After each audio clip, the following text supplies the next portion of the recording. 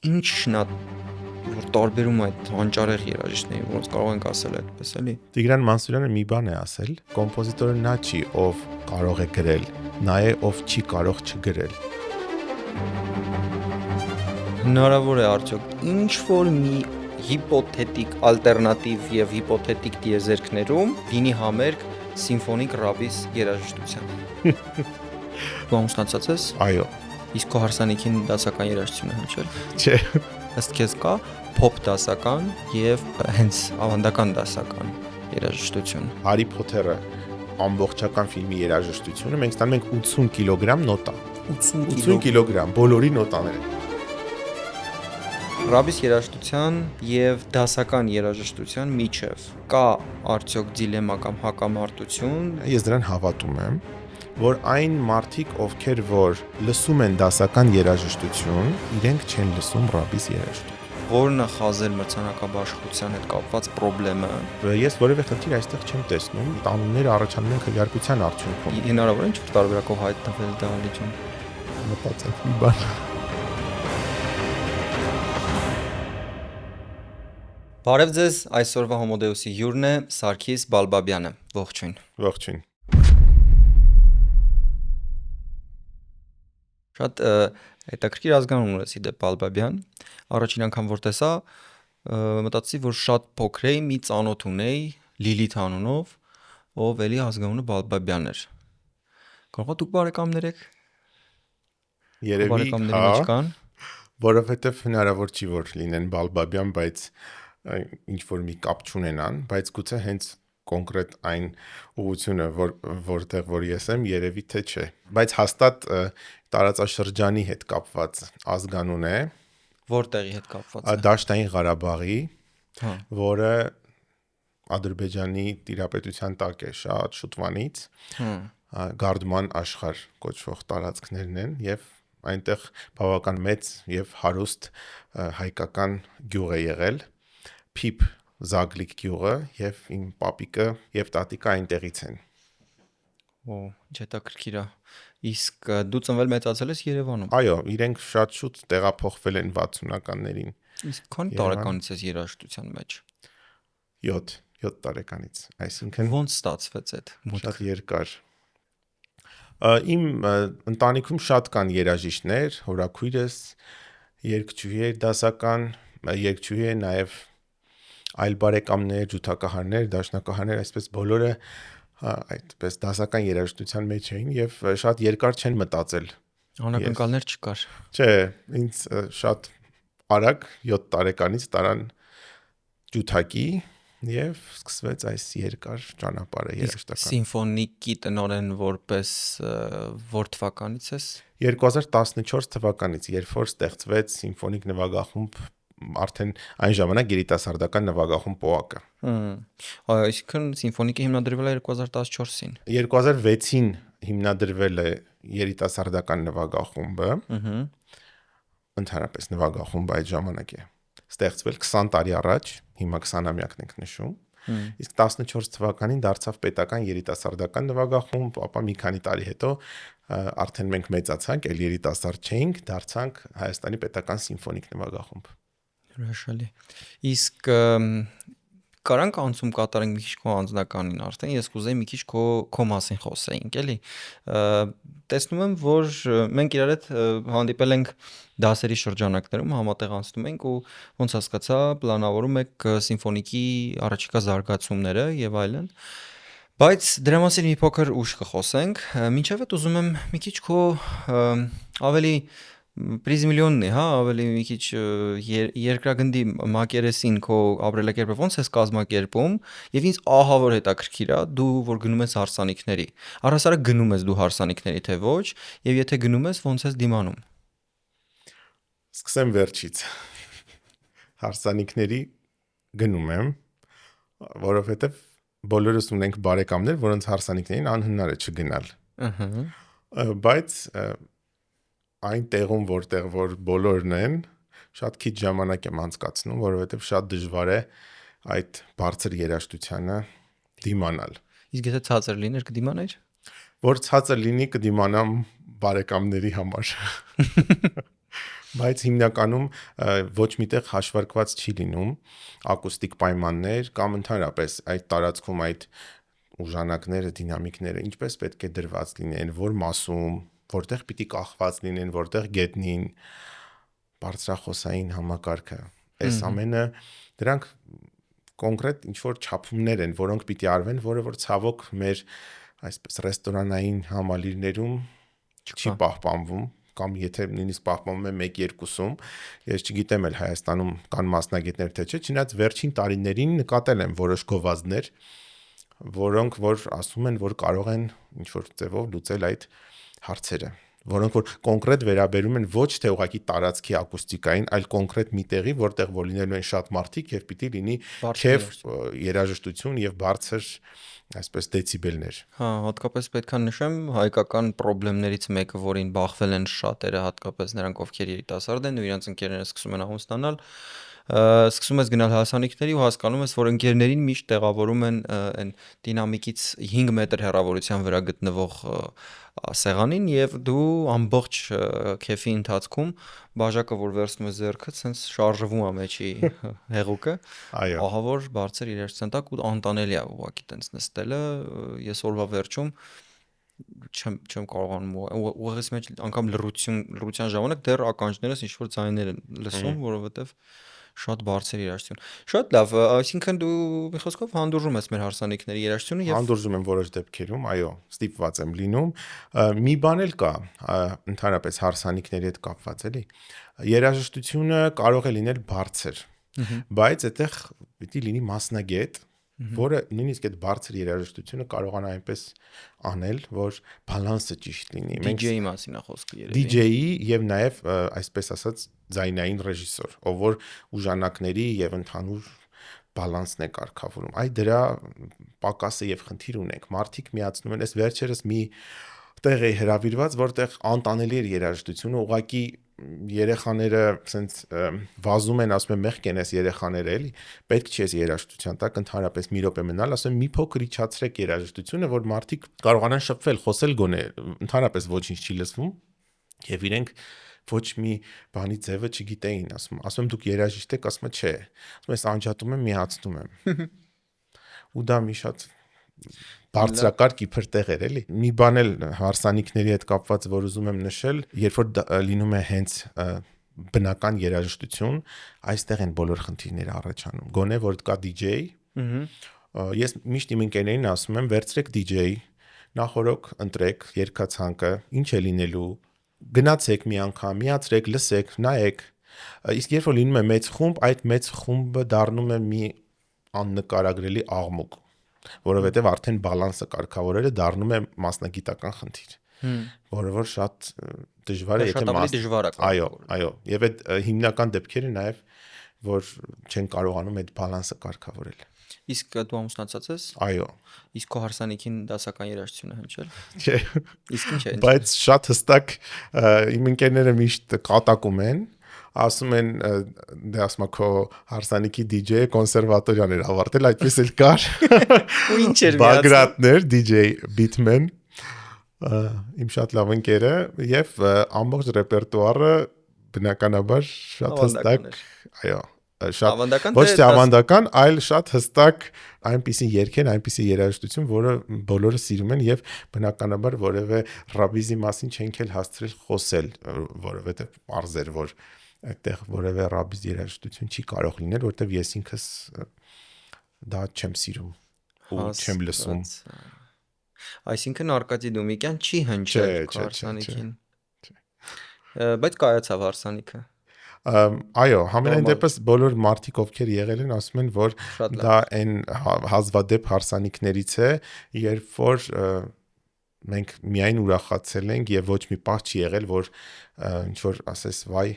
հոգնեցի կամ ինչ որ լավ չի անցնում բան, որովհետեւ ընդամենը 3 կենացեր եւ մնացած ամբողջ ժամանակ ուղակի ուրախանում ենք, չկար այդ որևէ ավանդական բան, որոնք ընդհանրապես տեղ են ունենում մեր հարսանիքներին։ Դե սա ինչի համար հարցրեցի, հաճախ իմ նախորդ ոդքասթներից մեկում Արսեն Սողոմոնյանի հետ, ով իդեպ շնորհավորում եմ, վերջերս Խազեր մրցանակաբաշխությանը ստացավ լավագույն դասական երգիչ մրցանակը։ Իր հետ խոսելիս մենք անդրադարձանք այդ երաժշտությունների ոճերի տարբերություններին ու մեկնաբանությունը հիմնական մասին էին, որ ոնց կարող ենք դասական երաժշտության տակ ամուսնանալ, հետևաբար պետք է լսենք այնինչ բոլորն են լսում ու այնինչ սովորաբար լսում են։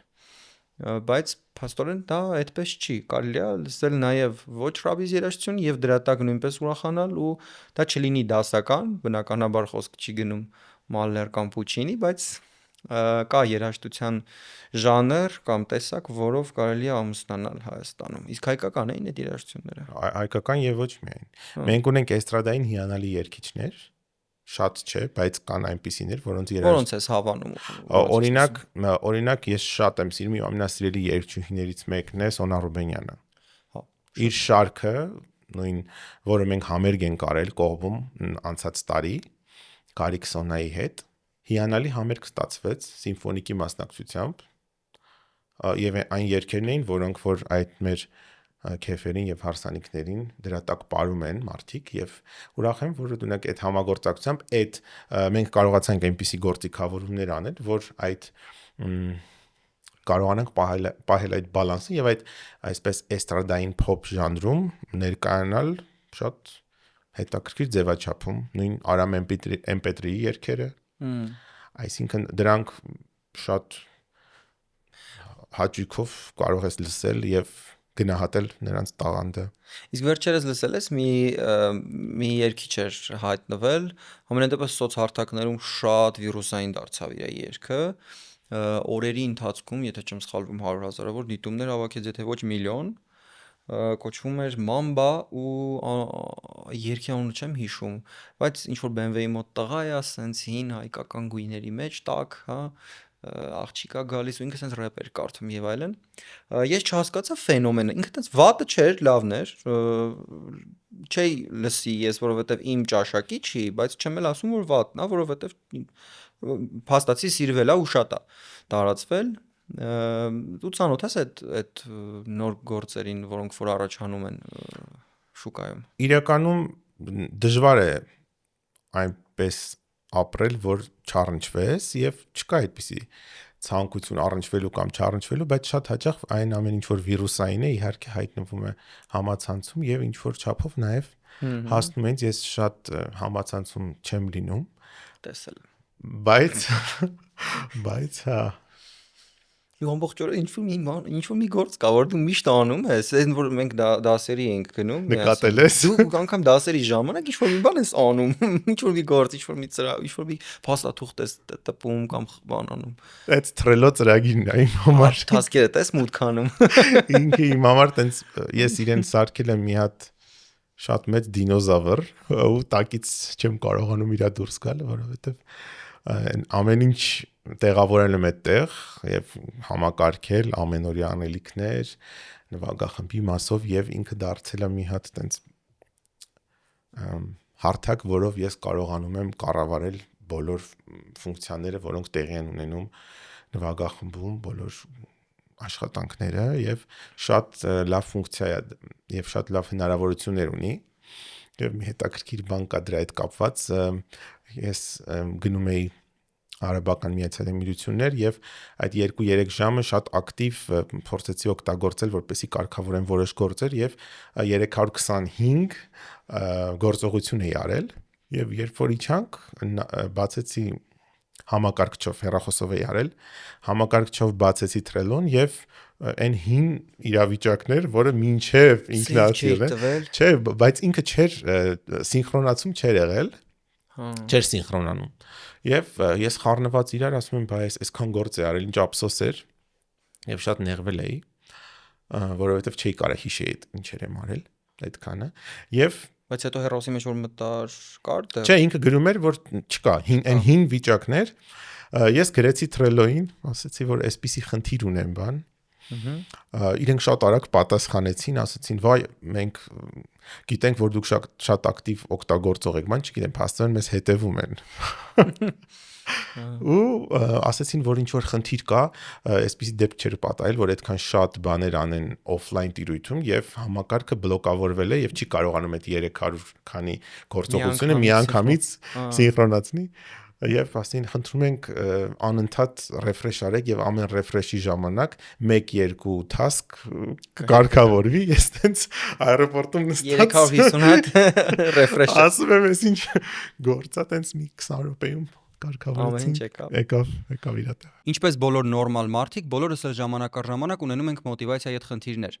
Եվ դա նորմալ է, քանի որ շատերս սխալ ենք պատկերացնում, թե ինչ է իրականում մոտիվացիան, եւ հենց այդ պատճառով էլ ես գրել եմ գրողի տարած մոտիվացիա գիրքը։ Գիրքը չի պատմում սովորական մանտրաներ այն մասին, թե պետք է բոլորը ձգտեն առաջ գնալ եւ հասնեն մեծ բարձունքների, որովհետեւ դա է կյանքի իմաստը։ Գիրքն այն մասին է, թե ինչպես ձևակերպել մոտիվացիան եւ դարձնել այն բանաձև ձեր կյանքում, որը կախված չի լինի ոգևորությունից, լավ տրամադրությունից կամ այլ կողմնակի հանգամանքներից։ Գրքում նկարագրված են գիտական փորձեր եւ ուսումնասիրություններ այն մասին, թե ինչպես է մարդկանց մոտ առաջանում մոտիվացիան, եւ այս գիրքը կարելի է համարել առաջին գիրքը, որը գրվել է հենց մոտիվացիայի մասին։ Եթե բնակվում եք արտասահմանում, գիրքը կարող եք ձեռք բերել անկյունում նշված QR կոդով անցնելով Bookinist-ի կայք։ Եթե դեռ վերջնականապես չեք կորցրել մոտիվացիան ու կարող եք տանից դուրս գալ ու գնալ գրախանութ, ապա գիրքը կարող եք ձեռք բերել Bookinist գրախանութների ցանցից եւ մնացած բոլոր այլ գրախանութներից։ Գիրքը ձեռք բերելով դուք նաև կաջակցեք այս ոդքասթին, որպեսզի այն լինի մշտական եւ որակյալ։ Շնորհակալություն։ Խոսեցինք խազեր մրցանակաբաշխությունից, վերջերս տեղի ունեցավ ու ըստ քեզ ո՞րն է խազեր մրցանակաբաշխության հետ կապված խնդիրը, որովհետև շատերը մերժում են մասնակցությունը, իսկ շատերն էլ մասնակցելուց հետո դժգոհ են, մասնավորապես անցած տարվա խազերից, եթե չեմ սխալվում, անցածը առաջինն էր, սա երկրորդն էր։ Ինչու՞ է խնդիրը։ Իրականում Հայկական երաժշտական ակադեմիան, որը ներառում է բոլոր մասնագետներին, պրոդյուսերներ, երաժիշտներ, կոմպոզիտորներ, ինձ նույնպես առաջարկվել էր մաս կազմել եւ ես իրով համաձայնվել էի։ Գնահատողների խմբից այդ անդամ ես դառնում ակադեմիայի եւ հետո արդեն երբ որ լինում է նախընտրական մասը, դրանից հետո ուղարկում են այդ 3 ընտրության տարբերակները, որ անդամները քվեարկում են։ Եվ իմ համար ամենակարևորը մի բան էր, որ անընդհատ մտածում եմ, որ լինի մի հարթակ, որ բոլորը կարող են լինել միասին։ Միշտ սրա մասին մտածել եմ, որ դա պետք է մեզ, որովհետև չի կարող անընդհատ այս երաժշտարվեստը, հա, լինել կտրված։ Դասական երաժիշտները լինեն իրենց մասով, բայց չէ որ մենք բազմաթիվ fusion, այսպես ժանրերի խառնված ժանրերի համատեղմամբ նախագծեր ենք անում։ Նույն սիմֆոնիկ նվագախումբը ունի շատ հաջողված նախագծեր, որոնցով մենք երիտասարդներին բերում ենք դասական երաժշտության ոլորտ։ Եվ այստեղ մեզ պետք է համագործակցությունը փոփ հաստղերի հետ, փոփ երաժշտության, այլ ժանրերի հետ, նույն DJ-ների հետ կարող են հիանալի պրոյեկտներ ծնվել եւ պիտի լինի միտեղ, որտեղ բոլորը համակարգված ձևով լինեն եւ կարծում եմ, որ խազերը այդ հարթակն է, որտեղ կարող ես տեսնել Հովանես Չեքիջյանից, ով մեր դասական երաժշտարվեստի մեծերից է, մինչև փոփ երգչուհիների եւ երգիչների, հայտնի կոմպոզիտորների, եւ ես որևէ խնդիր այստեղ չեմ տեսնում եւ ընդհանրապես չեմ հասկանում այդ բոլոր տեսակի խնդիրները, որովհետեւ յուրաքանչյուրը ներկայացնում է իր աշխատանքը, իր երկրպագուներին եւ հետո այդ ամենը քվեարկության, այսինքն այդ անունները առաջանում են քվեարկության արդյունքում, ոչ թե իրենց ինչ որ մեկը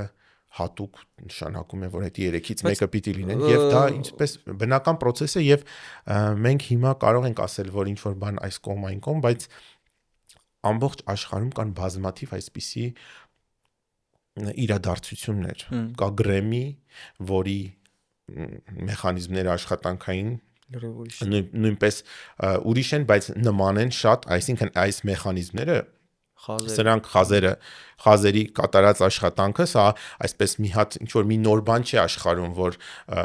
կարող ենք դեմ գնալ։ Շատ նորմալ process է եւ շատ գեղեցիկ անցավ, շատ սիրուն կազմակերպված էր եւ ռեժիսորներ, ովքեր մեծ աշխատանք են կատարել, համենայն դեպս ես լինելով այս ոլորտում այդ աշխատանքը շատ գնահատում եմ, շատ մանրամասն կատարված աշխատանք եւ նաեւ չգիտեմ, իմ աչքով ընկավ, որ ինչ որ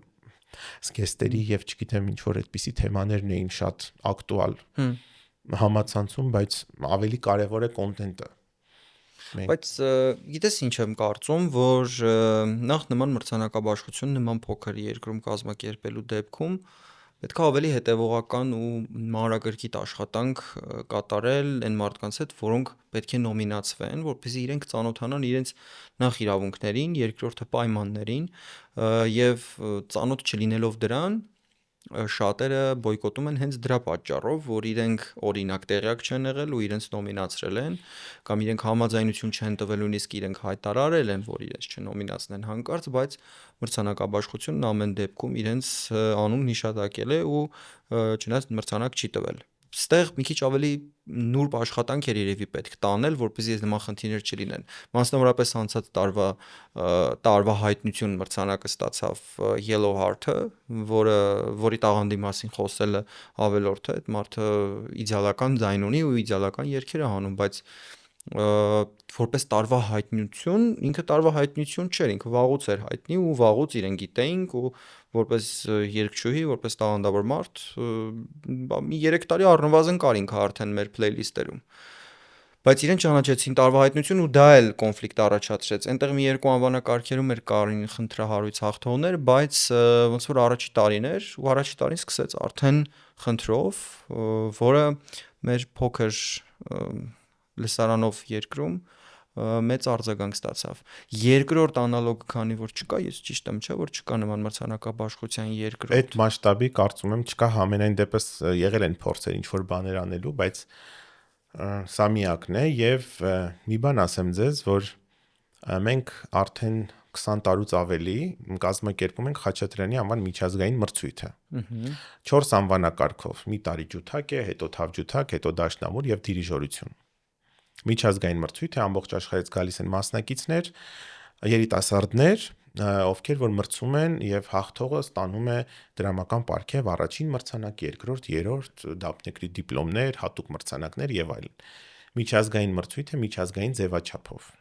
Եվ շատ հաճախ եւ նաեւ երրորդ փուլում եւ փակման համերգի նվագախումբը նույնպես հանդես է գալիս, այսինքն նվագախմբի նվագակցությամբ է իրականացվում երրորդ փուլը եւ գալա համերգը, որտեղ որ հաղթողներն են ելույթ ունենում, կատարում են Խաչատրյանի ստեղծագործությունները եւ հետո տրվում են մրցանակները, չէ՞։ Ես ինքս հենց այդ գնահատման մեխանիզմի կազմակերպիչն եմ, քանի որ գեղարվեստական մասի պատասխանատուն եմ եւ յուրաքանչյուր տարի այդ մեխանիզմները շատ հստակ պահում ենք, որովհետեւ այդ մրցույթը համաշխարհային մրցույթների ֆեդերացիայի անդամ է, միջազգային մրցույթների ֆեդերացիան եւ կան շատ հստակ կանոններ եւ այդ կանոնները պահում ես եւ այդ բոլոր ժյուրի անդամները ովքեր հավասար են, ամեն ինչ տեղի ունենում փակ գախնի, բայց իրենց ներկայությամբ քվեարկությունները։ Եվ շատ հաճախ եղել են դեպքեր, որ հենց ժյուրին ինքն է զարմանում, որ այսպես միավորների արդյունքում իրենք քվեարկում են, փակում են ծրարները, դնում են սեղանին, իրար հետ առանց որևէ բան քննարկելու, մեր մրցույթում չկա քննարկում, ապա իրենց ներկայությամբ բացում ենք, այն մասը, որտեղ որ ով է ստորագրել, դա փակվում է, որպեսզի գախնի մնա եւ հաշվում ենք։ Ովելի զարմանում են։ Եվ շատ հաճախ միավորներով կարող է հաղթել մեկը, որը որ գուցե եւ բոլորի կարծիքով չի ամենա լավը չի, կամ լավագույններից մեկն է։ Իհարկե լինում է լավագույններից մեկը։ Ուզում եմ ասեմ, այն բոլոր դեպքերում, երբ որ չկա այդ քննարկումը, երբ որ մարդիկ իրար մեջ քննարկեն, մեկը ուժեղ լինի, մեկին փորձի իր կողմը գրավել, հա, այդ բաները չկան։ Կա հստակ քվեարկություն, դու որպես հայտնի մասնագետ գրում ես քո կարծիքը միավորներով, ով է առաջին տեղը, երկրորդ, երրորդ, չորրորդ։ Հաշվում ենք, հաղթեց։ Եվ ստեղ արդարություն է։ Դե դեմոկրատիան միշտ չի որ դուր է գալիս շրջանակների, բայց անհնար է այլ կերպ անել։ Այսինքն ամեն ինչ պիտի լինի միավորներով հստակ եւ արդար։ Բայց իհարկե նույն Խաչատրյանի մրցույթի դեպքում ով էլ հաղթի, նույնիսկ երաժիշտները նվագախմբի շատ անգամ ասում են, բայց այն մեկը ավելի լավն էր։ Այո, ավելի լավն էր, բայց երկրորդ տեղը գրավեց եւ առաջինը գրավեց մեկ ուրիշը, որը միավորներով կես միավորի տարբերությամբ, մեկ միավորի տարբերությամբ ֆավորիտն է։ Իսկ ինչ ես կարծում, գուցե կարողա տենց քաղաքական ինչ-որ տեքստ կա այս ամենի տակ, որ նրանք ովքեր չուզեցին մասնակցել այս անգամ խազերին, դա պայմանավորված է ինչ-որ քաղաքական հայացքների տարբերություններով։ Ես կարծում եմ, որ ամեն ինչ քվեարկությամբ է եւ միավորներով։ Որովհետեւ այլ կերպ դա չի կարող։ Կազմակերպիչների հետ ինչ-որ կոնֆլիկտներ եւ այլն, կազմակերպիչները անհատներ են, թե ես ակադեմիան է եւ ակադեմիան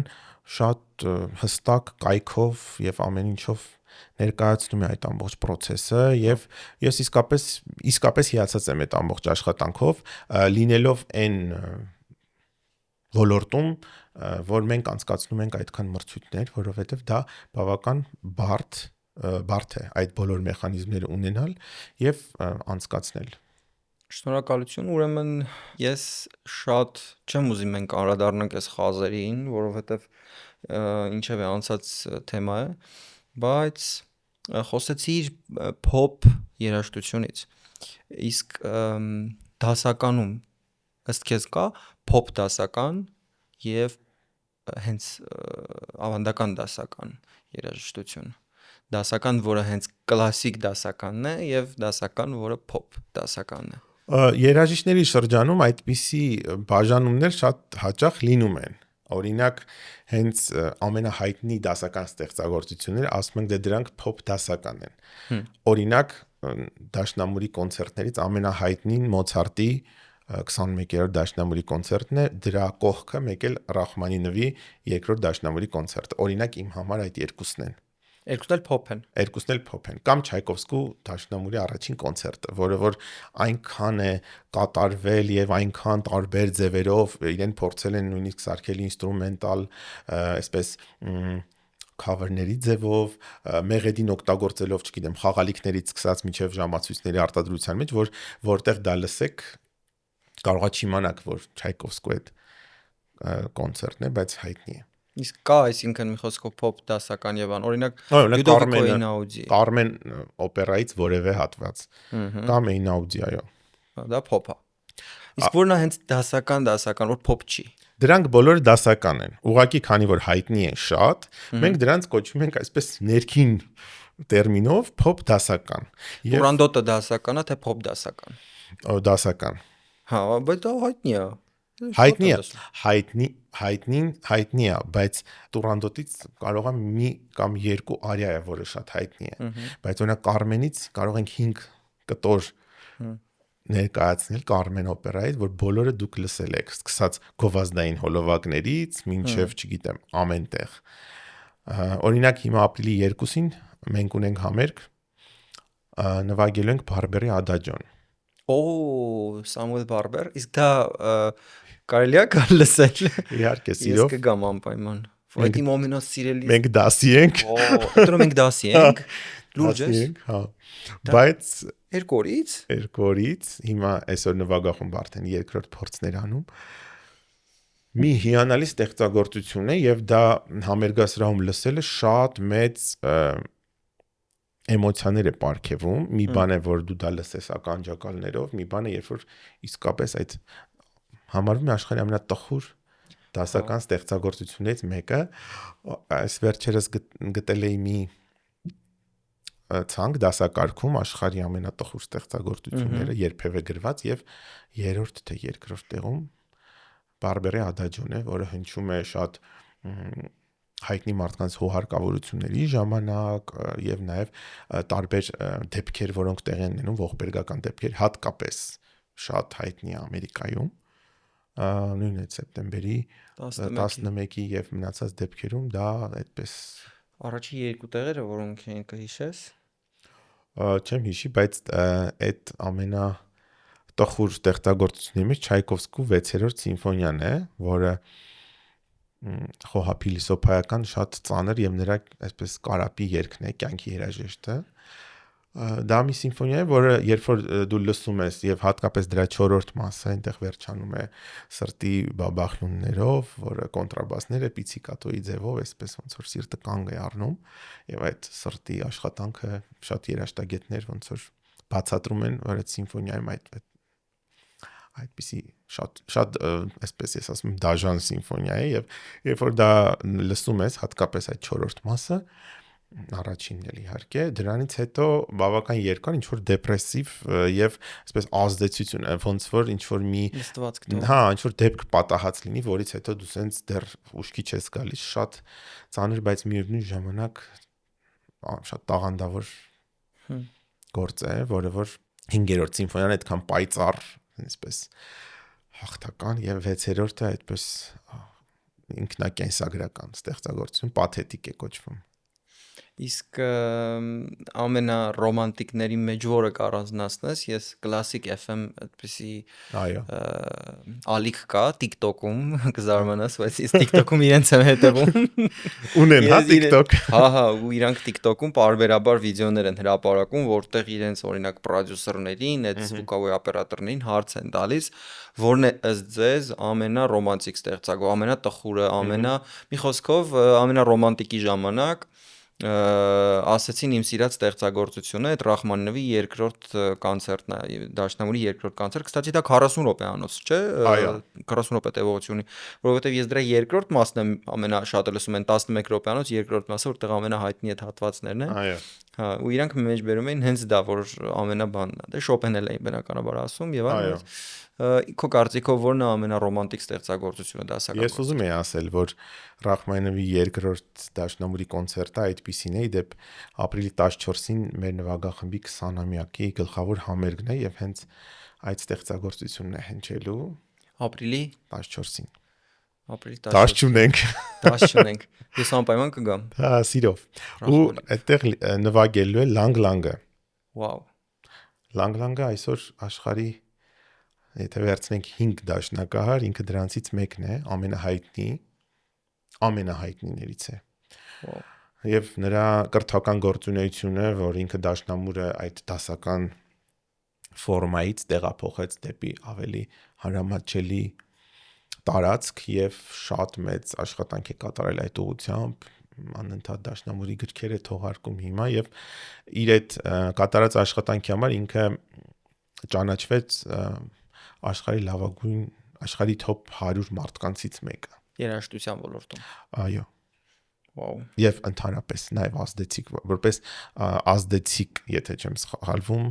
top 100 ազդեցիկ մարդկանցից մեկը եւ նաև շատ երաժշտական top բաներում ինքը առաջատարն է, որպես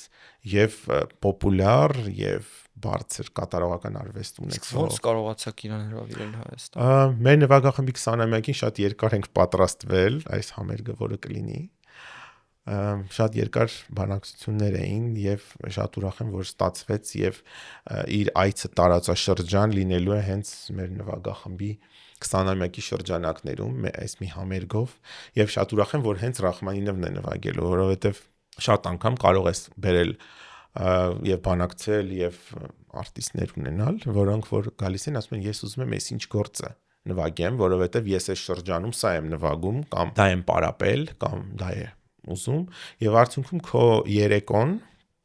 քո կարևոր երեկոն, եթե հատկապես դա այսպես հոբելյանական երեկո է, կարող է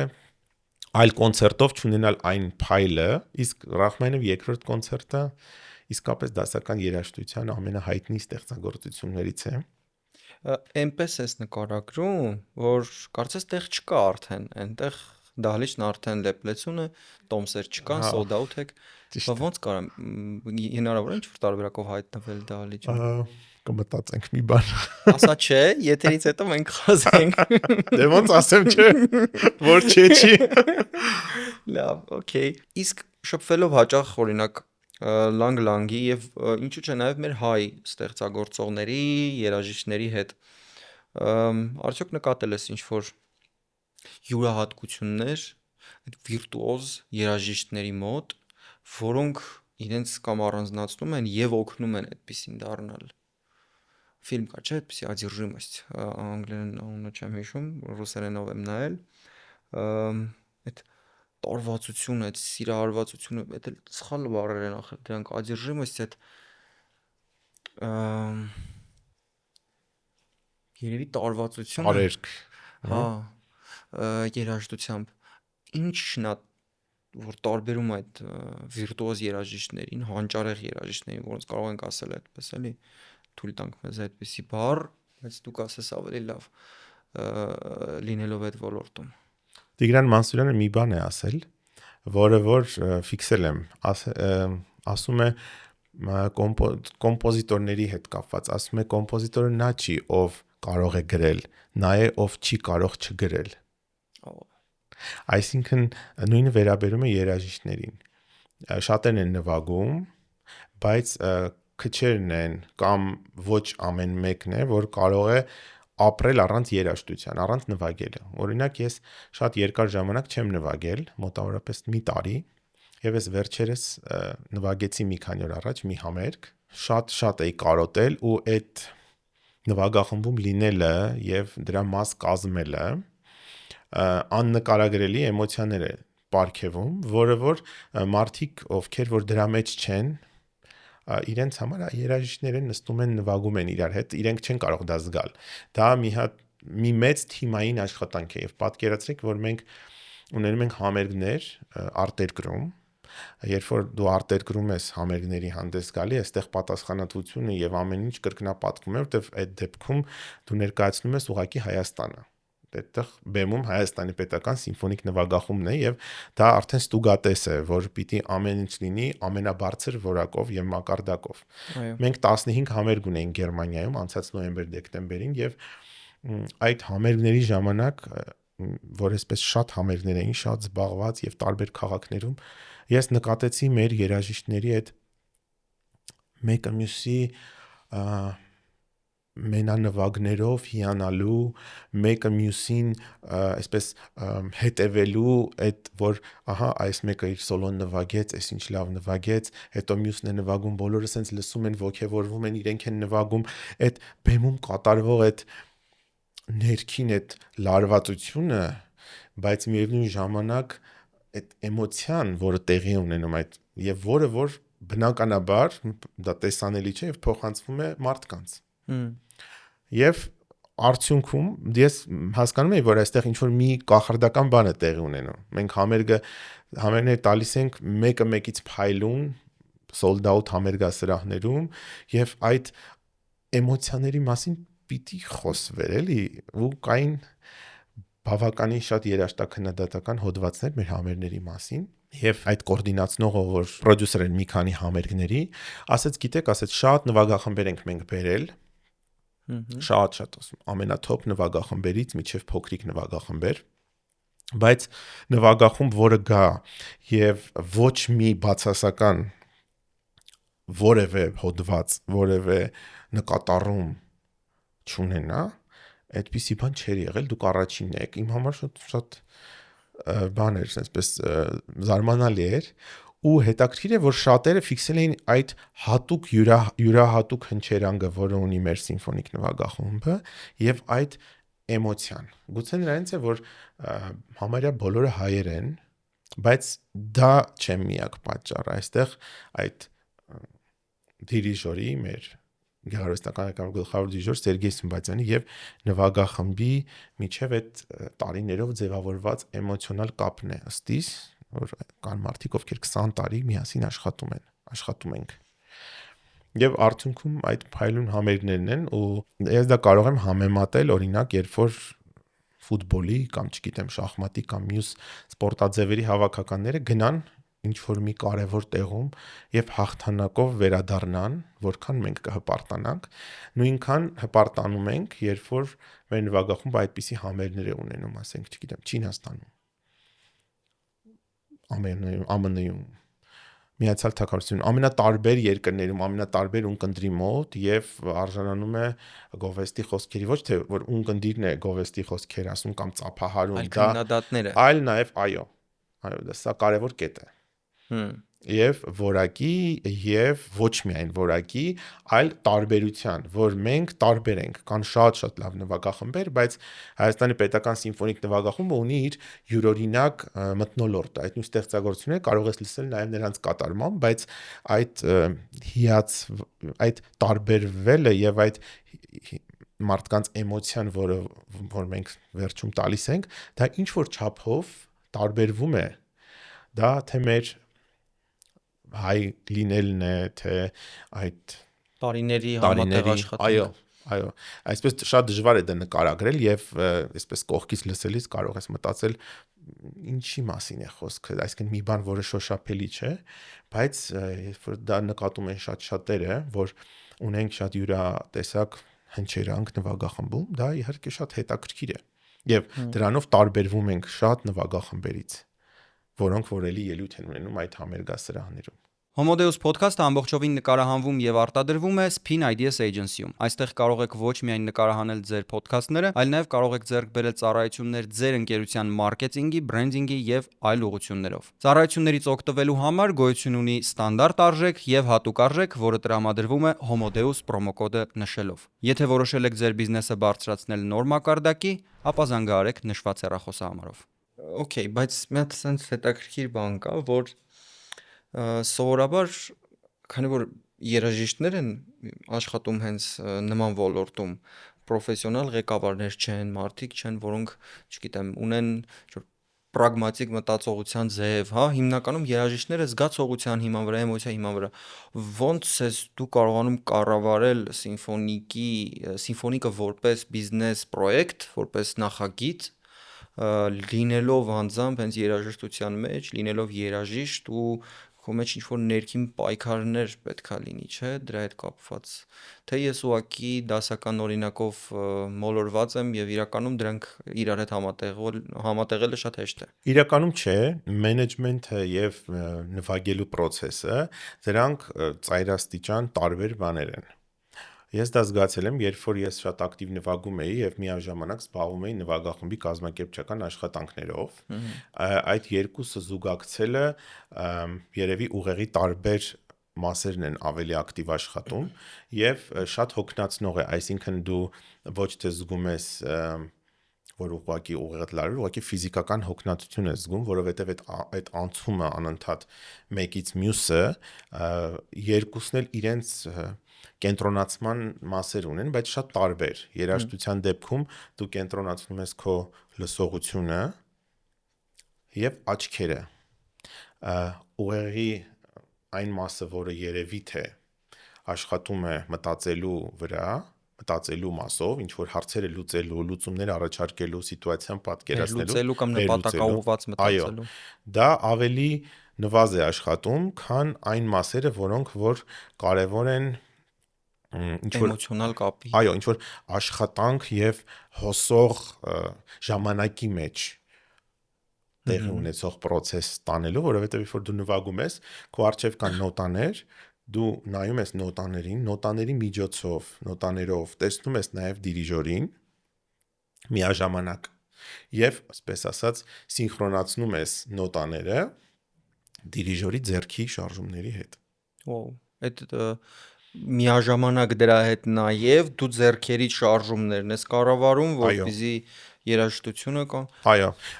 դու նայում ես, կարդում ես, դու պետք է նվագես վերև աղեղով թե ներքև եւ նաեւ այն բոլոր նշանները, որոնք դրված են տվյալ նոտաների կողքին, դա ուժգնության նշաններն են, կապված, կտրտված, նոտայի տևողություն եւ այլն, այսինքն ամբողջ այդ ինչ որ տեքստ կարդալու, ինչ որ տեքստ ենք կարդում իր ստորակետներով, միջակետներով, նույնն էլ նոտաների իրենց ամբողջ նշաններով եւ այդ համակարգով, պլյուս քո ձախ ձեռքը, որը պետք է իմանա որտեղ որ այս դեպքում կոնտրաբասի դեպքում, որտեղ որ նոտան պիտի սեղմի եւ դա պիտի լինի կատարյալ մաքուր եւ իր ճիշտ տեղում, չես կարող մի քիչ այս կողմ դնել, ասել դե լավ, դե ոչ մեկ չի զգա։ Այո, այսինքն այստեղ միանգամից մի քանի բան է աշխատում։ Ու երբ որ դու դրա մեջ ես, դա դառնում է շատ սովորական բան, այսինքն դու գալիս ես փորձի, նվագում ես, դրա համար էլ փորձերը չեն տևում այնքան, որքան սովորական աշխատանքային ժամերն են, 8 ժամ, ասենք 1 ժամ ընդմիջումով։ Փորձերը տևում են 4, ամենաշատը 4.5 ժամ։ Այսինքն ամբողջ փորձի process-ը թե մի ակտը 1 օրվա ընթացքում այդքան է տևում։ Դրանից ավել ուղղակի անհնար է շարունակել անընդհատ փորձ անել, ուղղակի ֆիզիկապես էլ ընդունել։ Այո, որովհետև հոգնում են առաջինը ականջներդ, այսինքն դու չես կարող անընդհատ այդքան լարված լինել։ Եթե մի օր լինի, կարող ես մի ժամ ավել կամ 2 ժամ ավել, եթե ինչ-որ մի խնդիրը չենք հասցնում, կարող ենք, բայց դա երկարաժամկետ չի, էֆեկտիվ չի եւ այդպիսի փորձառություն չկա։ Իսկ մասնագիտությունից արտահոսքը շատ է, որ հիմա խոսեցինք, նոր մտածի, որ տենց բան կարա լինի, որ մարդը սկսի հոգնել երաժշտությունից ու դուրս գա ոլորտից։ Այդպես հաճախ է լինում։ Իրականում այն մարդիկ մի քանի տեսակի կան երաժիշտներ, ովքեր որ չեն պատկերացնում իրենց կյանքը առանց երաժշտության։ Դրանք ոնց որ իսկական երաժիշտ նվիրալներն են, ովքեր իրենց մնացած գործունեությունը նույնիսկ նվագախմբից դուրս կամ թեկուզ եթե նվագախմբում չեն աշխատում երաժիշտ են, իրենց կյանքը երաժշտության այդ մասնագիտության շուրջ է։ Ունենք երաժիշտներ եւ ընդհանրապես նաեւ ոչ նվագախմբում աշխատող, ովքեր որ զուգակցում են երաժշտություն այլ աշխատանքների հետ։ Շատ չեն, բայց կան այդպիսի մասնագետներ, բայց պիտի ասեմ, որ կան շատ խնդիրներ, որ շատերը ցանկանում են թողնել երաժշտությունը, ցավոք դա շատ կախված է ֆինանսական հնարավորությունների պակասից եւ շատ հաճախ օրինակ գնում են դեպի IT ոլորտ։ Ինչ հետաքրքիր, այսինքն IT-ն ու երաժշտությունն իրար հետ համատեղելի են։ Չէ, ընդհանրապես թողնում են եւ գնում դառնում են ծրագրավորող։ Մի քանի այդպիսի դեպք ունենք, որ ուղղակի ասեց չեմ կարող, ես գնում եմ եւ ուզում եմ ավելի շատ վաստակել կամ այլ նպատակներ ունենալ։ Ամենատարբեր դեպքեր լինում են եւ հենց նվագախմբի կարևոր ֆունկցիան դա է, որ կարողանաս այնպիսի մթնոլորտ ստեղծես, որ բոլորը ուզեն աշխատել, որովհետև այսօր այնքան շատ հնարավորություններ կան, որ մարդկանց չես կարող շահագրգռել ֆինանսական կամ, չգիտեմ, այլ բենեֆիտներով, եւ իրենք պետք է սիրեն եւ այդ համայնքի, այդ ընտանիքի, սիմֆոնիկի մեծ ընտանիք, այդպես ենք ասում, մասը կազմել, որտեղ կա շատ լավ հարաբերություններ բոլորի հետ։ Եվ պատկերացրեք, որ այդ խումբը ու մինչև 100 հոգի իրար հետ գնում են հյուրախաղերի։ Իրար հետ գնում են նախաճաշի, փորձի, ավտոբուսով տեղափոխվում են միտեղից միտեղ, օթանավով տեղափոխվում են այստեղ այնտեղ, իրար հետ գնում են լողավազան։ Այդ դեպքում օթանավը սա ձերն է, չէ՞, որովհետեւ բոլորը զբաղեցնում եք բոլոր տեղերը։ Համարյա, հա, այդպես լինում է, որ մի մասը մենք ենք, մեծ մասը մենք ենք լինում։ Իսկ ինչի՞ չէ կոմերցիան ավելի զարգացնում, որովհետև տես օրինակ Ռուսաստանում կա Իմպերիալ օրկեստրա, որը շատ կոմերցիոն է, որը շատ է հյուրախաղեր տալիս եւ բավական բարձր արժեքով տոմսերը, իրենց գործերը բավական լավ են, մարդիկ, որոնք այնտեղ նվագում են, ոչ միշտ են բարձր վարձատրվում, բայց գոնե կա այդ հնարավորությունը բարձր վարձատրելու։ Ես ներքին աղբյուրներից գիտեմ, որ նաև շատ հայ երաժիշտների են ներգրավում, երբ Հայաստանում համերգներ են դնում ու տեսանք ինչ բում արեցին վերջի 2 տարվա ընթացքում, երևի թե արդեն 4-5 անգամ եկել են Հայաստանում ու բոլոր դեպքերում դահլիճը լի է եղել։ Երբ մենք ունենք ավելի լավ սիմֆոնիկ օրինակ նվագախումբ, ինչու օրինակ սիմֆոնիկը նման պրոյեկտներ ակտիվ չի կազմակերպում։ Թե կազմակերպում ուղղակի մենք չգիտենք։ Իրականում նվագախումբը ունի իր տեսլականը եւ իր առաքելությունները։ Այսինքն Հայաստանի պետական սիմֆոնիկ նվագախումբը ունի շատ հստակ տեսլական եւ առաքելություններ։ Մեր առաքելություններն Հայաստանում ներկայացնել բարձրաժեք բարձրաժեք դասական երաժշտություն, դրսում ներկայացնել մեր հայ կատարողական եւ կոմպոզիտորական արվեստը, համագործակցել ժամանակակից տեխնոլոգիաների հետ, ունենալ սոցիալական պատասխանատվություն եւ մասը կազմել այն բոլոր նախագծերի, որտեղ որ մենք կարող ենք մեր ներդրում ունենալ սոցիալական պատասխանատվության ուղղությամբ եւ երիտասարդացնել լսարանը։ Սրանք մեր 5 առաքելություններն են։ Հիմա այս առաքելությունների շուրջ է կառուցվում սիմֆոնիկ նվագախմբի գործունեությունը եւ ցանկացած բան, որը որ պիտի տեղի ունենա, ինքը պիտի անպայման ծառայի այս 5 ուղղություններից մեկին։ Սա մեր կարևոր այսպես դրվածքն է եւ այդտեղ կա մի մաս, որը որ այդ երիտասարդացումն է, դրա համար մենք իրականացնում ենք այն նախագծերը, որոնք որ ապահովում են առաջին կենթանի երաժշտություն, սա շատ կարևոր պահ է, որ այն ամեն ինչ որ կա սիմֆոնիկ նվագախմբի համերգներում, դա կենթանի է։ Հա, Իմպերիալ օրկեստրայի դեպքում շատ բաներ դրանք ձայնագրված են։ Գուցեև, բայց մինչև վերջ համոզված չեմ, որ դրանք ուղղակի ձայնագրություններ չեն։ Աղբյուրներ են ինձ ասել, որ այդպես է։ Երկրորդը շատ կարևոր է որակը։ Ինչ ես դու նվագում եւ դրա հեղինակային իրավունքների պահպանության հարցը։ Եվրոպայի ու Ամերիկայի համար մեր ամբողջ տարածաշրջանը, Ռուսաստանը եւ այսպես բոլոր ԱՊՀ երկրները իրանք ասում են gray zone, այսինքն տարածք, որտեղ որ որևէ հեղինակային իրավունք չի պահպանվում։ Ցավոք այդպես է իրենց պատկերացումը։ Հիմա մեր նվագախումբը դիրքավորվել է աշխարհում որպես հեղինակային իրավունքների բացառիկ պաշտպան եւ մենք համագործակցում ենք Cineconcert-ի, Disney-ի եւ շատ կազմակերպությունների հետ, որոնց հետ այդ կինեմատոգրաֆիստական, կինեմատոգրաֆիայի, խաղերի երաժշտության եւ այլ բազմաթիվ նախագծեր կան, որոնք որ անում ենք եւ անելու ենք եւ անում ենք նաեւ տարբեր երկրներում։ Իսկ Symphonic Jackson, որ նվագեցիք, այսինքն հեղինակային իրավունք էի գնել դրա համար։ Բոլոր նախագծերը, այո, որոնք տեղի են ունենում, դրանց հեղինակային իրավունքները պաշտպանված են։ Պաշտպանված են այն մասով, որ կլիներ, եթե այդ ծրագիրը լիներ այլ երկրում։ Երբ որ ինչ որ բաներ տեղի են ունենում, օրինակ, վերցնում ենք Ջոն Վիլյամսի կամ Հանս Ցիմերի երաժշտությունը, մենք նվագում ենք, մենք ուղղակի նոտաները ստեղից գողացել ենք, ճարել ենք, գտել ենք, ինտերնետից ենք քաշել, որտեղ մեր մոտ տպավորություն կա, թե ինչ որ բան ինտերնետում կամ համացանցում դրված է, դա ուրեմն վերցնում ես, ես քաշել եմ ինտերնետից։ Դա համարվում է գողություն, ցավոք սրտի։ Դա է։ Եվ պիտի պահես բոլոր օրենքները, որտեվ եթե դու մի անգամ չպահես, պատկերացնում եք մենք նվագում ենք ինչ որ ֆիլմի երաժշտություն լիցենզիոն ինչ որ X երկրում ու դրանից հետո Երևանում նվագենք մի բան, որի լիցենզիան չունենք։ Մենք կդառնանք այդ կազմակերպությունների համար այդ gray zone-ի մի մասը, որը չեն ցանկանում որևէ հարաբերություն ունենալ եւ ամենակարևորը հարաբերություններն էլ մի կողմ իրենք չեն համարում արդեն քեզ որևէ միավոր, որովհետև գիտեն, որ դու ոչ մի բան չես պահում, ոչ մի բանի համար չես վճարում։ Պիրատ ես։ Հա, ցավոք սրտի, այո, եւ նույնը վերաբերում է էկրանին ցույց տրվող կոնտենտին։ Օրինակ, երբ որ էկրանին ինչ որ բան ես ցույց տալիս, դու դրա իրավունքներն էլ առանձին պիտի ունենաս։ Դու իրավունք ունես ցույց տալ ուրիշի կինոֆիլմից հատված,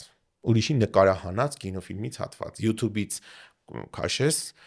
քո համակարգչի մեջ եւ օգտագործես։ Դա նույնն է, որ չգիտեմ, գնաս հարևանի տնից ինչ որ մի հատ բան վերցնես, բերես օգտագործես, տանես դնես տեղը, չես անի, չէ, պիտի խնդրես թույլատրություն։ Հասարակ բան եմ ասում, բայց նույն ձևի բան է եւ եթե մի անգամ դու այդ խախտումը թույլ ես տալիս, իրենք հասկանում են, որ դու մեկն ես այդ ամբողջ տարածաշրջանից, որտեղ ամեն ինչ տեղի ունենում եւ այլևս քո հետ չեն ցանկանում որևէ բանով համագործակցել, որովհետեւ գիտեն, որ դու կվերցնես, կնվագես, լուրջ չեն վերաբերվում։ Այո, պատկերացրեք, որ մենք ստանում ենք օրինակ նոտաներ, օրինակ Հարի Փոթերը ամբողջական ֆիլմի երաժշտությունը, մենք ստանում ենք 80 կիլոգրամ նոտա։ 80 կիլոգրամ բոլորի նոտաներ, այսպես ամբողջ ֆիլմի երաժշտությունը, որ օրինակ ինչ որ X երկրում պետք է կատարվի։ Մենք ստանում ենք դա, մենք կարող ենք դա պատճենել, ամբողջը դնել պատճենել եւ մյուս օրը փորձել ինքներս նվագել։ Բայց մենք դա երբեք չենք անում։ Այդ նոտաները, որ ինչքան էլ որ դու ցանկանում ես, որ դա լավ բան է, դա կա պայմանագիր, ինքը նոտաները ուղարկել է, նույն ձևով նոտաները հետ ես ուղարկում։ 2 ամիս հետո նորից ուզում ես նվագես, նորից իրենց ասում ես, իրենք նոտաները ուղարկում են, նվագում ես, նորից հետ ես ուղարկում։ Ոչ մի պատճենում։ Որովհետև եթե մի անգամ մի story-ի մեջ իրենք տեսնեն, մենք նույնիսկ այդպիսի խնդիրներ ենք ունենում, շատ հաճախ մեզ ուղարկում են ինչ-որ բան, ասում են էս ինչ է։ Սկզբից ունենք տենց խնդիր, ասի ժողովուրդ, ել մեզ մի ուղարկեք, որովհետև մենք կապ չունենք Իմպերիալ օրքեստրայի հետ, օրինակ, եթե ունեք այդտեղ Իմպերիալ օրքեստրան է։ Հա, Հայաստանում է։ Օրինակ, story են ուղարկում, ասում են, ես դուք եք ես նեղացի ասի, մենք համագործակցում ենք, ես պահում եմ բոլոր հեղինակային իրավունքի հարցերը, խնդրում եմ վստահենք իրար։ Բայց ընդհանուր սա դաշտի խնդիր է, սա ոնց որ մեկ նվագախումբով չի լուծվի։ Ընդհանուր դաշտը պիտի կարգավորվի այնպես, որ դու չկարողանաս ուղղակի անել մի բան, որ իրավունքը խախտված է, որ վաղը, օրինակ, չգիտեմ, ինչ որ մի կոմպոզիտոր չկարողանա Հայաստանի նամակ գրել, շատ հաճախ գրում են, այդ նամակներն էլ շատ հաճախ մեզ էլ են ուղարկում հայ հեղինակից, ասում են մի հատ կնայեք, այս ասում են, որ այս մարդու գործը կատարվել է Հայաստանում, բայց ինքը ոչ մի գումար չի ստացել։ Արդյոք այդ համերգը ընդհանրապես տոմսերի վաճառք չի ունեցել, որ դրանից ինչ որ X% ըստ օրենքի տրվում է հայ հեղինակին, որն էլ փոխանցում է տվյալ կոմպոզիտորին կամ չգիտեմ, ստեղծագործողին։ Ու բարդ իրավական Հա, բավականին, այո։ Բայց պատասխանեցի Իմպերիալ օրկեստրի հետ կապված բոլոր հարցերին։ Յուրաքանչյուր ոդքասթ որակյալ ու երկարատև լինելու համար կարիք ունի ֆինանսավորման, քանի որ այն ինչ դուք տեսնում եք էկրանից այն կողմ, կատարվում է մեծ թիմի աշխատանքի արդյունքում։ Homodeus-ին աջակցելու համար կարող եք անցնել նշված QR կոդով եւ դառնալ մեր ոդքասթի աջակիցը ու ստանալ մի շարք առավելություններ։ Մասնավորապես հնարավորություն եք ստանում դիտել օգտակար ու հետաքրքիր կոնտենտ, որը տեղ չի գտնում YouTube-ում եւ որոնք մենք տեղադրում ենք հատուկ մեր Patreon-ի բաժանորդների համար։ Եվ իհարկե այլ առավելություններ նույնպես, օրինակ հաջորդ հյուրին ընտրել կամ ունենալ հանդիպում մեր ոդքասթի հյուրերի հետ առանձին ավելի անմիջական մթնոլորտում։ Շնորհակալ ենք բոլոր այն մարդկանց, որոնք արդեն աջակցում են մեզ։ Կուզեմ իմանալ, արդյոք շաբլոն հարց է, բայց շատ կարևոր, որովհետև դիլեմա կա ձևավորված եւ իմ նախորդ հյուրը Արսեն Սողոմոնյանը տվեց հետեւյալ պատասխանը, որ խոսքը վերաբերում է Ռաբիզին։ Ռաբիս, եւ ճիշտ ձևը այդպես է, ես միշտ Z-ով էի գրում ու հետո հասկացա, որ սա ճիշտ է։ Ռաբիս երաժշտության եւ դասական երաժշտության միջև կա արդյոք դիլեմա կամ հակամարտություն եւ արդյոք այստեղ ունի անելիք սիմֆոնիկ նվագախումբը։ Ես կարծում եմ, բայց ես եմ կարծում այդպես, հուսով եմ, որ շատերն են այդ նույն կարծիքին, եւ դա իրականություն է, ես դրան հավատում եմ, որ այն մարդիկ, ովքեր որ լսում են դասական երաժշտություն, իսկապես դա նրանց կյանքի մի մասն է, իրենք արդեն այդ ոլորտում են եւ դա նրանց կյանքի մի կարևոր մասն է, որ առանց որի իրենց կյանքը շատ անգույն եւ անհետաքրքիր կլիներ, իրենք չեն լսում Ռաբիս երաժշտություն։ Ինձ շատ տարբեր մարդիկ են գրում, այդ պատասխանը պարոն Սողոմոնյանի հրապարակելուց հետո շատ տարբեր կարծիքներ գրեցին։ Մարդիկ գրեցին, որ իրենք լսում են նաև Մալեր, լսում են Պուչինի, բայց միաժամանակ նաև սիրում են մեր ավանդական դժվար ասել, բայց մեր համար սովորական դարձած Ռաբիս կոչվող երաժշտությունը։ Իրականում մենք 90-ականներին մեծացել ենք մի միջավայրում, որտեղ Ռաբիսը կամ Ռաբիզը գերակշռում էր։ Այո։ Ցավոք։ Դա եւ հերոստատեսությամբ էր եւ անընդհատ ամենտեղ լսում էինք այդ քեֆերին, անընդհատ այդ սինթեզատրով հավաքած ասենց անորակ երաժշտությունը ու դա ինչ որտեղ ես համարում եմ պարտադրանք։ Սովետական միության փլուզումից հետո ոնց որ ընտրության խնդիր կար, պետք է որոշեինք ինչ ենք լսելու,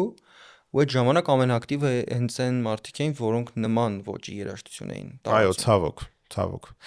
որովհետև եթե դու չգիտես լավի տեղը, լավ կոնտենտի տեղը, դու մտածում ես, որ դա չկա եւ միջավայրում դու չես լսում դասական երաժշտություն կամ ասում ենք դասական երաժշտություն, դրա տակ պատկերացնում ենք ինչ որ ծանր դասական բան, որը որ ամեն մարդու հասու չէ, որովհետեւ այդ մարդը ուղղակի չի սկսել այն կետից, որ քիչ-քիչ սկսի լսել դասական երաժշտությունը։ Բայց այս դիխոտոմիա առաջացնելը այս հարցում ոչ մի լավ բանի չի բերում ի վերջո։ Զուտ կարծում եմ, որ մեզ պետքա նախ եւ առաջ ընդունել, որ մենք ունենք Ռաբիս, մենք այդ ընտրությունը ժամանակին կատարել ենք, ու դա նորմալ է։ Դրա հետ ապրել ենք, ապրում ենք ու կապրենք դեռ երկար ժամանակ։ Դրան հաղթելը ասելով, որ դասականը ավելի լավն է, երևի անհնարին ժանրերից է։ Չէ, իրականում պետք էլ չի իրենց համեմատել, որովհետև ամեն ուղղության մեջ իհարկե կան տաղանդավոր մարդիկ, միանշանակ չես կարող ասել, որ ռաբիսը կամ էստրադայում կամ այստեղ այնպես է, այսպես է։ Ուղղակի այստեղ շատ կարևոր է հենց մեր նվագախմբի առաքելությունը, որ մենք փորձում ենք երիտասարդներին հասցնել դասական երաժշտություն եւ դա դարձնել իրենց կյանքի մի մասը։ Ու ստեղ հավատում ենք մենք դրան, որ երաժշտություն ունի միավորող ուժ, որ մարդկանց կարող է միավորել եւ մարդիկ կարող են դասական երաժշտության միջոցով իրենց կյանքը ավելի լավը դարձնել։ Իրենց ամեն օրը կյանքի որակը։ Շատ լավ առաքելություն եք ընտրել։ Ու այն բոլոր ծրագրերը, որի մասին խոսեցինք, այդ նույն Ջեքսոն, ունենք նաև սիմֆոնիկ ռոք, ունենք սիմֆոնիկ, այսպես մարդիկ հիշում են, ասում են Հոլիվուդ, սիմֆոնիկ Վիլյամս արեցինք մեծ շուկով ու առանց էկրանի։ Մենք նվագեցինք սիմֆոնիկ Վիլյամս ծրագրում Ջոն Վիլյամսի հենց ստորագրությամբ օրիգինալ պարտիտուրները, որը որ ինքը թույլ է տալիս, որոնք որ պետք է կյանք մտնեն։ Իսկ այս տարի լինելու է նման։ Պիտի անենք էլի, այո, որովհետև շատ են գրում։ Ես կգամ անպայման։ Եվ չկար որևէ էկրան, որևէ խանգարող բան, մարդիկ ուղակի լսում էին այդ սիմֆոնիկ երաժշտությունը, որը որ իսկապես Ջոն Վիլյամսի երաժշտությունը շատ լուրջ սիմֆոնիկ արվեստ է։ Նույն Հարի Փոթերի երաժշտությունը բոլորս սիրում ենք, բայց կան նմանատիպ շատ դասական գործեր, որոնք որ համարյա նույն ձևակառուցման կամ նույն հնչողական մակարդակում են ու դրանք դասական գործեր են։ Եվ շատ ուրախ եմ, որ մենք ունենում ենք շատ համերգներ, որտեղ որ լեփլեցուն համերգասրահ է եւ դասական բավական ծանր գործեր։ Ծանր ասելով, որոնք որ պիտի մի քիչ ճանապարհ անցած լինես, որ լսես։ Դա այս 20 տարիների աշխատանքի արդյունքն է։ Իսկ ինչ վերաբերում է այդ ժանրերի իրար հետ հակամարտությանը, ապա մենք փորձում ենք զարգացնել դասական երաժշտարվեստը եւ տարածել դասական երաժշտությունը, որը որ կնպաստի, որպեսզի որակյալ կոնտենտը ամեն ոլորտում արժևորվի։ Իսկ այս նպատակի ճանապարհին հնարավոր է արդյոք ինչ որ մի հիպոթետիկ ալտերնատիվ եւ հիպոթետիկ դիեզերքներում, որոնք կարող են այստեղ գոյություն ունենալ, սիմֆոնիկը համագործակցի ռաբիս երաժշտության ներկայացուցիչների հետ եւ լինի համերգ սիմֆոնիկ ռաբիս երաժշտության։ Պարզա, չէ՞։ Չի սպասում նման հարցի։ Չի սպասում, բայց ոնց սիմֆոնիկ Ջեքսոն կարա լինի։ Նույն կերպ կարա լինի սիմֆոնիկ ռաբիս, չէ՞։ Այո, եւ ասեմ, որ նույնիսկ դա մի անգամ քննարկել ենք։ Եվ ես դեռ չեմ ուզում դրա մասին մտածել։ Ասեմ, դա կլինի երբևէ եղած ամենամեծ համերգը երևի, որի համար անգամ մարզահամերգայինը չի բավականացնի ինձ թվում է, որովհետև կգան եւ այս թևից եւ այն թևից։ Եվ բոլորս միասին։ Եվ բոլորս միասին կհանդիպենք այնտեղ իրար։ Ինձ թվում է հետաքրքիր բան կլինի։ Համենայն դեպս սիմֆոնիկ նվագախումբը միշտ շատ համարձակ է այսպիսի նախաձեռնություններում եւ եթե շատ լավ կարողանանք աշխատել, համատեղել այդ երկու ժանրերը իրար եւ իսկապես խոսքը գնա հենց այն ռաբիսի մասին, որը որ այսպես դասական է դարձել եւ տաղանդավոր է, գուցե եւ ինչ որ համագործակցություն լինի։ Այսօր դասական երաժշտություն ընդհանրապես ինքը կաղապարված միայն որպեսի նվագես, մարդիկ կան համերգասրահ լսեն, ծափահարեն գնան տուն, այդպես չի աշխատում, որովհետեւ ինքը բավական ոնց որ աշխարհը փոխվել է եւ դասական երաժշտությունը մնացել է նույնը, այսպես կարող ենք ասել, հա, այսինքն ոնց որ մենք շատ հաճախ ասում ենք, որ դասավանդման process-ներն էլ պիտի փոխվեն, որովհետեւ չէ 1600-ականից մինչեւ հիմա ուսուցիչը մտնում է լսարան, գրատախտակի վրա ինչ որ բան է գրում, նույնն է կավիճով, դա չի փոխվել։ Այդտեղ պիտի լինեն փոփոխություններ, որտեղ կյանքը արագացել է, նույնն էլ այստեղ։ Եվ այդ փոփոխությունները հենց այդ ժանրերի եւ ոնց որ կաղապարների ջարդումն է։ որովհետև լինելով սիմֆոնիկ նվագախումբ, իսկապես սիմֆոնիկ նվագախումբը ունի իր սահմանները եւ դրանք բնականաբար շատ հստակ են։ Մենք դասական նվագախումբ ենք, բայց X պրոյեկտների շրջանակում մենք պետք է կարողանանք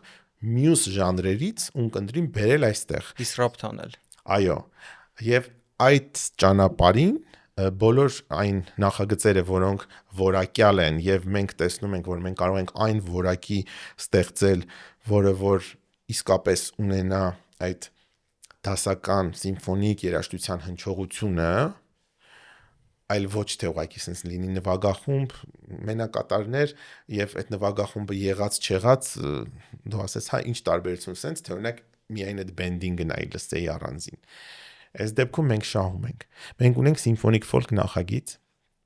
որի վրա մոտ 5 տարի աշխատել ենք Սերուժ Բաղդասարյանի հետ, սփյուռքահայ երաժշտական պրոդյուսեր, ինքը մշակումներ արել հայտնի պարերի եւ երգերի, ամենահայտնի Քոչարի, Շալախո, Յարխուշտա երգեր, Արիմ Սոխա, Կիլիկիա եւ այլն, եւ այդ բոլոր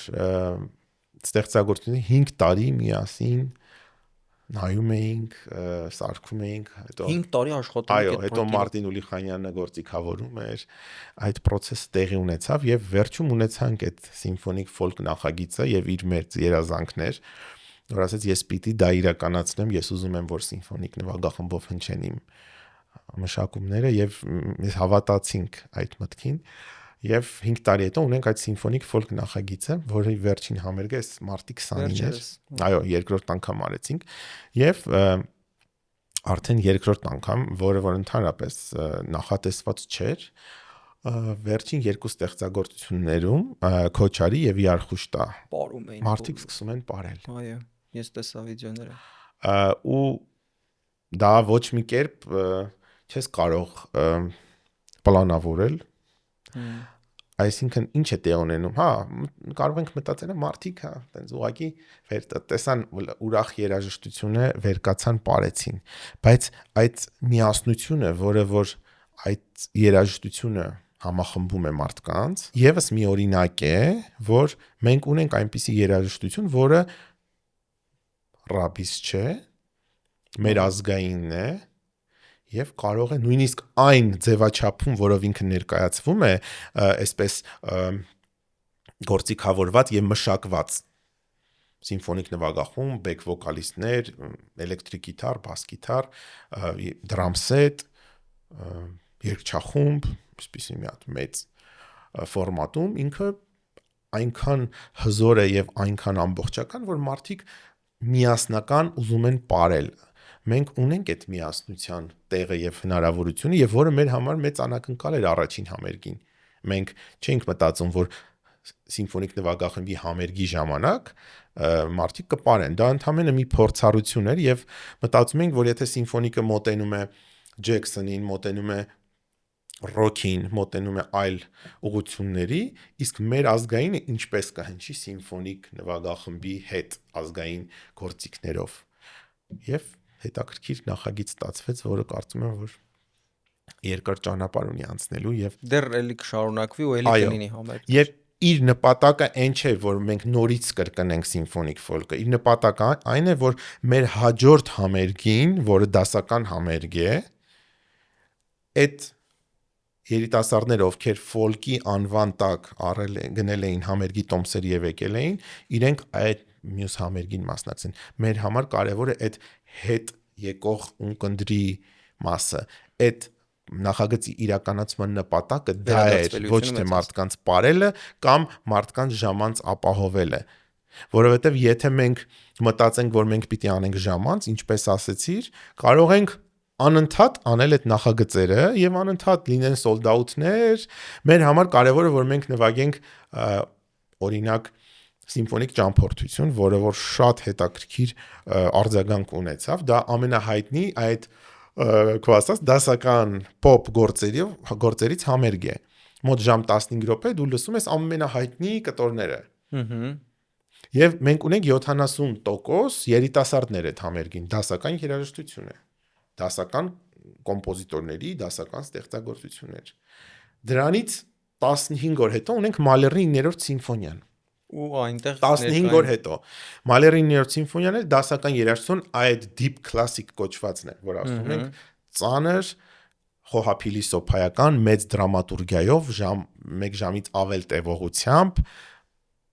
անդադար մեծակտավ խոշոր ստեղծագործություն, որը որ մեծ փիլիսոփայական եւ էմոցիոնալ բան ունի, ծավալ եւ ներկայություն։ Եվ այդ համերգը ամբողջությամբ լեցուն դահլիճում է երիտասարդներով եւ ունենք երրորդ մաս, որը ավարտվում է շատ այսպես բուրըն, ինչպես օրինակ շատ ստեղծագործությունների վերջում, հա? Կուլմինացիա։ Եվ կա 4-րդ մաս, որը շատ դանդաղ, այսպես ծանր